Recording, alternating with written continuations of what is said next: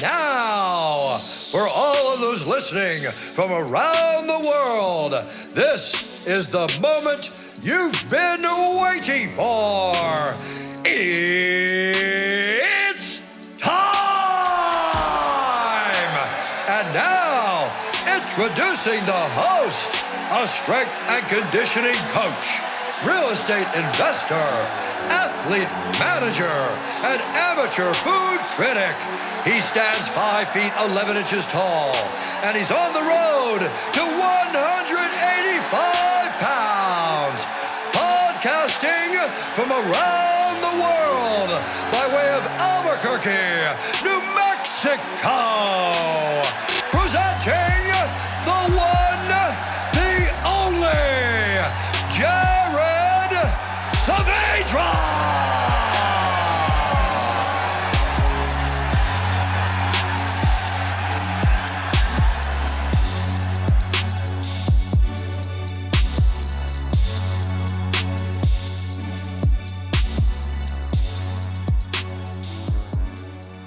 Welcome to episode 6 of the Road to 185 show. I am your host, Jared Saavedra. Today's guest is Daniel Martinez, aka Chippy Hendrix. Daniel is a recreational therapist out in Albuquerque, New Mexico. I am from Albuquerque, New Mexico. Daniel and I had never met. In fact, he didn't even know I was from Albuquerque originally when we linked up. So I thought it was really cool. He is also a real estate investor. And in today's episode, this one's a little bit different. This episode is really almost a case study of his first real estate deal in which he has utilize the strategy of house hacking really well. And if you are somebody that, especially if you've never bought a primary residence home yet and you are looking to get into the real estate investing game, you have to listen to this episode. It is crucial that you listen to this episode because he's going to take you step by step on how he was able to buy a triplex multifamily unit on his first ever real estate investment deal. And he's going to take you step by step. So get that pen and paper out and let's go.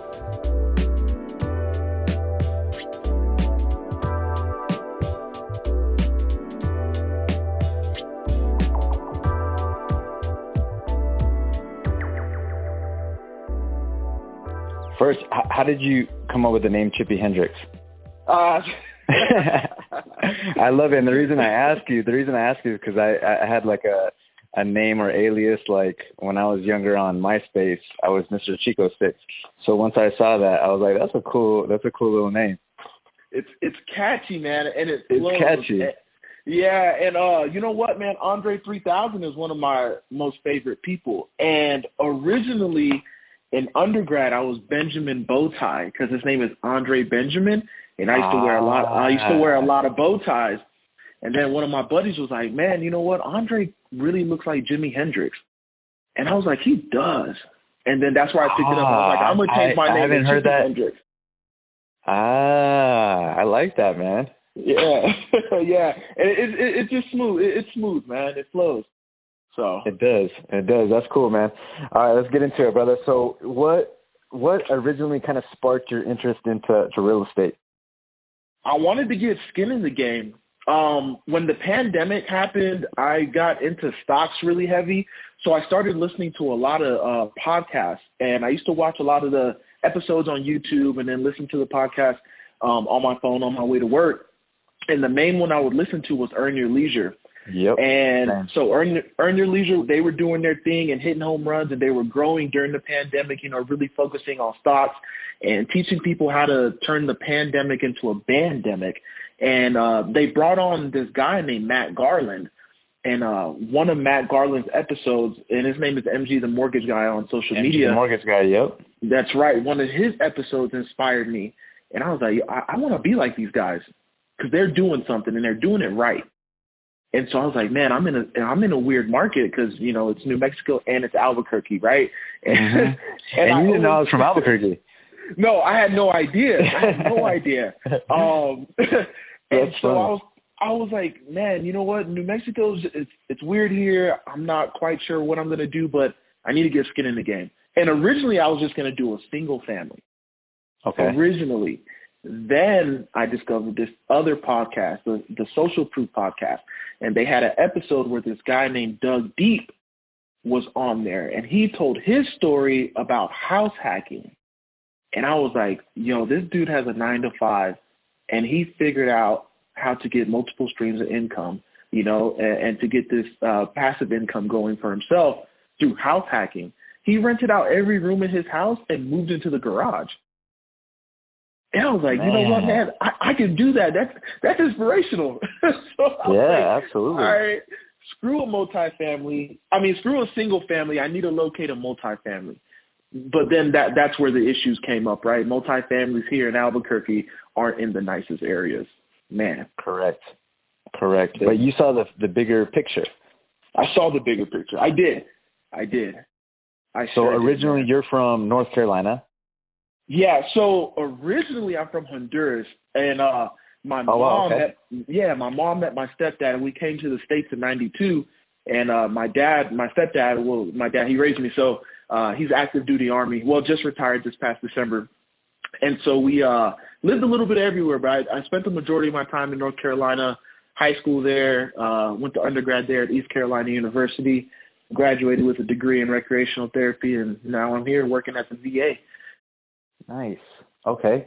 Man, that's a transition going from North Carolina to New Mexico. That's a culture shock there. Oh yeah. Yeah. Well, so let's get into this deal, man. So did you find it on the MLS, on Zillow? Did you have a realtor? How did that start? So I was driving through neighborhoods, right? So I'm listening to these podcasts, and they're like, "Oh, look for off-market deals." So I'm driving through neighborhoods, and I'm driving through all the state streets. And you know where the state streets are. So I'm driving through all the state streets, and I saw a for sale sign. And then I went home and looked it up on Zillow, and I saw it was listed for $225K. And I was like, all right, cool. I can do that. And obviously I don't know what I'm doing, so I'm just going off the Zestimate. And I'm like, okay, that's affordable for a mortgage, XYZ, you know, it was kind of lost in the sauce. Call my realtor, and I was like, let's just try and lock this place down. You know what I mean? So she was like, okay, let's do it. So how many units was it? Oh, it's a triplex, so it's nice. three 1-to-1. So single family, 1 bedroom, 1 bath. Okay. 3. Go ahead. Yes. So it's 2 units in the front and 1 in the back, which is cool because I was like, all right, well, if I do lock this place down, I'll rent out the 2 front units and I'll live in the back. Anyways, she goes in and does what she has to do, and you know, we originally I was like, you know what, lowball them at 193. And she looked at me like, you know, this dude's crazy. I was like, all right, let's do it though. 193, because, you know, worst case scenario will break at 200K. So she goes in 193. They're like, hell no, we got cash offers for way more than that. I'm like, okay, all right, cool. I'm like, damn. So then, is this when it was booming? Is this when it was booming in Albuquerque? Yeah, this was earlier this year. The boom. Okay. Yeah, in earlier this spring. Awesome. Is when we started the process. So late March going into April. Okay. And so anyways, we ended up agreeing to 212K, and I was like, all right, I could do that. Yeah. And but I was driving past this place every day. I'm not from here, but I want it. I've heard not so good things about State Streets, but I also know it's not the war zone entirely, you know? Correct. So I'm driving by this place. I'm on my way to work, so I drive past it early in the morning. I'm talking 4 or 5 o'clock in the morning before the gym. On my way to work, I drive by it when I get off of work, and then I was doing special missions at night, dude. No lie. I was coming over here like midnight, 1 o'clock, 2 o'clock in the morning just to get a feel of the neighborhood. And it was always this street that I never saw anything. There's nothing happening here. Nice. So you found that gem. I found a gem, and that's what excited me. So this is when the deal got shaky. The appraisal came back at 189K. And I was like, oh man. So I'm asking the realtor, like, what do I do next? Because I don't know this process entirely. She's like, yeah, you're gonna have to pay the difference if you really want it. And I'm like, no way, that's nuts. Like, Right. I can't So come out were of you pocket going? that Were much. you going for FHA? Yeah. First? Oh, let me backtrack. Yeah. So I am an Army veteran, but I wanted to take the FHA route first, right? I have this weird thing about myself where I don't like, okay, it's a blessing to have, the VA home loan, no down payment and stuff. But I always want to take the normal route to do things, right? Just to see how it is, get the experience and stuff. So I was like, I'll just do FHA. That's cool. And what I was doing beforehand when I first started listening to these podcasts is I was doing Lyft after work to save money for a down payment on a home. Hustle, man. I love that. I was killing it, dude. I probably saved up about 10 G's doing Lyft, and I was getting after it. It's awesome. So with the FHA, just for the listeners that don't know too much about that, so to get into a multifamily as your primary residence, of course, only, that's when you're able to get into a house with a 3.5% down payment. Yep, that's it. That's accurate. Okay. And with the FHA, it's you could do between a single family and up to 4 doors for a 4 unit, a 4-plex. Okay. You can't do anything past a 4-plex with the FHA. So that's kind of like a no-brainer, right, for individuals who want to 100%. Right, who individuals who want to get into the real estate investing game, and do it cheap, right? 3.5% down to control an asset that costs $100,000 plus. Right. It's a home run, So what demographic do you think that this strategy is absolutely perfect for? I would say everybody. Anybody can do it. Anybody can do it. Families can do it because there are multifamilies that have, 2-bedroom, 3 bedrooms and stuff like that. So a whole family can actually house hack. You know what I mean? Young investors who want to get into the real estate game, but don't want to put 20% down on a investment property and do the BRRRR strategy and stuff, right? That's when you get a little bit more skin in the game. So I would say anybody who really wants to get into real estate, this would be a good way to do it and an easy way to do it as well. Yeah, and absolutely. Right. And so the strategy that I'm using is the 4-3-2-1 strategy. I didn't start with a 4. I did start with a 3. But you know what? Right. But the plus side of that is that I'm not only using it for, long-term renters. I'm also using this property as a short-term rental. Oh, okay. So I'm bringing in a lot more way. money. Oh yeah, I'm breaking it up. Yeah. So I have one long-term renter. She's paying $800 a month. And then with the short-term rental, I'm bringing in anywhere between $1,600 to like $2,200 a month. Wow. Okay. Are you managing the entire property yourself? Oh, let's discuss. So I did have a property management company. They screwed me over really bad. So that's another thing. They screwed me over really bad, man. I got with them, and so the long-term renter is actually their friend. So when we originally discussed rent prices, I was like, let's do, $900 to $950 because obviously the market was on fire, right? So I'm like, let's get the bang for the buck. So they brought in their friend and gave it to her for $800, right? I had already signed my life away to them. I was like, all right, cool. You guys did $800. Then the other unit, they left vacant for like a month. And I was like, that's crazy because I know people are looking for places to live here. So how come you guys aren't filling it? And so that's when I took the keys back and I was like, listen, we need to have a discussion. I don't think I want to work with you guys anymore. Your long-term tenant is fine. She's cool. You know what I mean? I'm not a slumlord. She can stay. $800 is cool. If I turn this place into a short-term rental, it'll be amazing. And I'll do more than break even. Everything is going to be covered. I'll cash flow really well regardless. So that's what I did, was take the keys back to the other unit. And because I'm house hacking, I live in the back unit, in the third unit. Okay. So with that, I mean, what was your monthly mortgage looking like with taxes and insurance and all that? My monthly mortgage is $1,100 right now. January, once the new year starts, because I'm a veteran, I wouldn't have to pay property taxes. So I submitted that paperwork in January. That'll start. So no taxes after that. So it'll be 10/17 starting in January. Wow. Okay. Man, so that's some decent cash flow for sure every month. Yeah, I'm cash flowing close to $1,500 a month after all expenses. Man.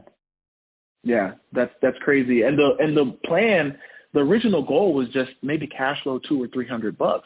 You know, all the studying I did, and everyone who is doing this house hacking thing, you know, their first deal, they're cash flowing, you know, anywhere between $100 to $500. You know, and as long as they're not paying a mortgage, they're living rent free, and so that's enough for them. But I got lucky. I found gold in the hood, so absolutely cash flowing a lot more, which is great. Absolutely. What as far as qualifying for it, what did you have to? And this is for people obviously trying to do the same thing that you're doing. What did you have to kind of show your lender ahead of time, as far as, you know, tax returns, all those things for FHA? Yeah, so you have to do your tax returns. You have to have a W-2, at least 2 years of employment. What else? I think at one point they were doing 580 credit score, but I think to be safe it's 620 right now. Okay. And that's about it, you know. So it's not a lot. It's not a lot for the FHA. Okay. What are some other numbers that you kind of had to crunch in order to decide this is a good deal? So as we discussed in the messages earlier, cap rate. This is all stuff that I had to learn, right? I had to learn cap rate, what the cash on cash return would be. So what I used was the biggerpockets.com tool calculator. And for those listening, Bigger Pockets is a real estate investment. They have a podcast, but they also have a website, and they help a lot of seasoned investors and new investors learn the game, you know, how to run the numbers and how to do the math. So I used their website to help me when it came to cap rate. So my cap rate is actually 7%, and cash on cash return is 9.5% for this year. And it's estimated to be 19% going into next year. Man, and you got both of those from that calculator? Yeah, from the calculator. Awesome. And so what's your next step? So from here, you know, with FHA, you have to stay there for a year, correct? At least. Right. And then what do you plan to do after that? I'll tell you what, man. During the process, when I started the short-term rental, the Airbnb, I also use this website called Furnish Finder for contract nurses. And that's gold as well. That way it's less turnaround. When I started that process, I created an LLC. And so now that that's actually what I'm currently working on right now. So I'm actually with one of our projects. We remodeled it. We're about to do a cash out refi, and then we're going to turn it into a short-term rental on Furnish Finder as well. So that's cool. Let's go. Yeah, man. So did you already do that process? Have you gotten renters from there or not yet? Yeah, I have a nurse in there now. I have a contract nurse in there right now from Texas, and I gave it to her for a deal. So she's paying $1,650 a month. And that's a 90-day contract. That's a steal for those kind of contracts for sure, because they're short term. They're such short term as far as a couple months. That's a steal for her. That's great. Yeah, less turnaround, and I'm not paying a cleaner to come in there every couple of days. Yeah. But yeah, so the next goal is I started the LLC, have my business bank account. I'm letting the funds pour into the business bank account, right? And what I'm going to do is I'm going to do a cash out refi in May, either May or June, and that's where I have to make my next decision, right? Because I said the second property, I'm not quite sure if I'll do a FHA. I might save myself and just use the VA home loan. And so, like we discussed earlier in the episode, is that New Mexico and Albuquerque itself, in order to have a multifamily, you might not be in a location that is as lucrative, right? So I might do the VA construction loan, buy a plot of land elsewhere, and put a duplex on there. I'm thinking 3-2 on both sides. There you go. If I don't do that, I'll build a single family and put an ADU in the back. Yep. and I'll probably do a 1-1 back there. That's smart, man. I think that's a good idea for sure, especially in Albuquerque in that market. I mean, everybody's looking for places to rent. You know, I've seen so many times from friends back home that are struggling to find places to rent. So being able to really solve that problem is helpful for a lot of people. So by you doing that's adding to the community for sure.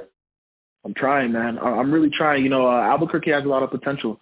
A lot of people have negative things to say here about the place, but it has a lot of potential, and growth is coming. So I want to be a part of that growth while I'm here, at least. Yeah, absolutely. Man, I won't keep you any longer, man. Those are a ton of gems there. I'm going to send this episode after to quite a few people. I think it's going to help a lot of people who listen. Again, no matter, you know, if you are an older, you know, couple or you are younger and hungry, like this is a great strategy to look into to get into real estate investing. Daniel, man, I appreciate your time. We'll be in touch, as you know. And, yeah, anything else you got? Man, you know what? I don't have anything other than run the play. You know, don't be fearful. Those of you that want to get into the game, don't be fearful. You're going to be nervous.